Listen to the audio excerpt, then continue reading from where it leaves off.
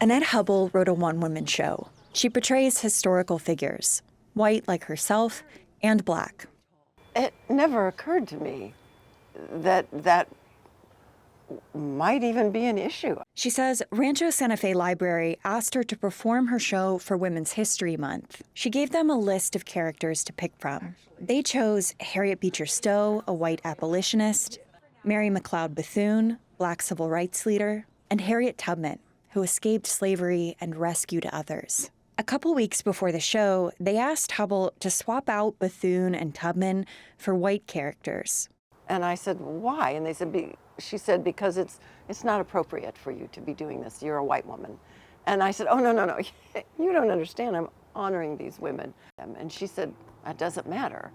And I said, you mean I'm only to perform women whose stories of bravery and courage that should be told if they're white? And she said, that's pretty much it. So I'm not getting it. So I said, well, tell me how this is different from the Hamilton play. In Hamilton, non-white actors portray white historical figures. The debate escalated to the library's diversity and inclusion team. They affirmed the decision, but Hubble refused to swap out the characters, so the library canceled her performance. The library said it won't comment on pending legal matters. Hubble doesn't use makeup for her characters. I think if people thought I was doing blackface or a parody of these people, not respecting them, then that might be a cause for an objection. But all they have to do is read my stories, and they would see how deeply I respect and honor and admire these people. The San Diego Union Tribune published an opinion piece by a former San Diego city attorney supporting her, and a lawyer from the Pacific Legal Foundation read it. And they called me and said, this is horrific. I think that was the very word that Chris used. We need to do something about this. Hubble says he convinced her to sue. If these women that I portray fought against such injustice and such egregious wrongdoings in their lives, who am I to stop at fighting this?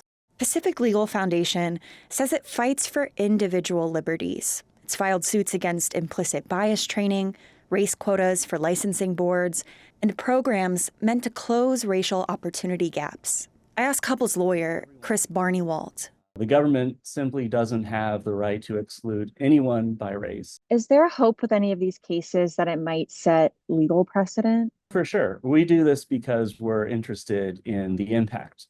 So-called reverse discrimination suits stretch back to at least the 1970s. Recently, high-profile cases have made headlines again, like the Supreme Court ruling against considering race in college admissions. And in San Diego, after a white plaintiff sued, the city removed the race requirement from a program meant to help people of color buy their first home.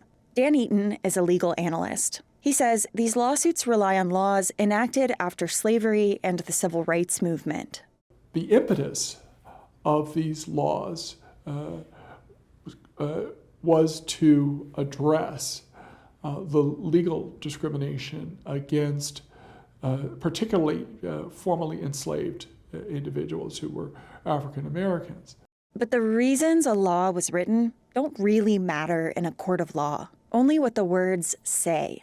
And what we are seeing as the law has evolved is the application of these laws or constitutional amendments, as the case may be, to claims by members of the majority. Interesting to see that all be turned on its head. Angie Chandler has advised arts institutions across the country, including in San Diego. She's also played Harriet Tubman. Even as a Black woman, it was one of the most difficult roles I've ever had to play. And she'd love to play Mary McLeod Bethune, whose body, she says, was central to her experience. A woman over 200 pounds, dark-skinned Black woman living in the 1800s and 1900s in this country.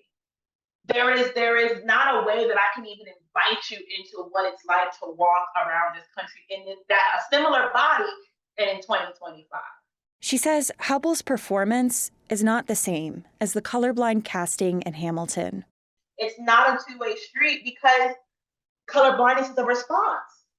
Colorblindness is a response to historic exclusion, to the erasure of our stories. And she says it ignores the harmful history of white people portraying people of color. The foundation of the American arts movement means that it will never be as simple, innocent, and neutral for a white person to attempt to tell or perform the story of a Black person. This is her. Under the letter of the law, that may not matter. Katie Hyson, KPBS News.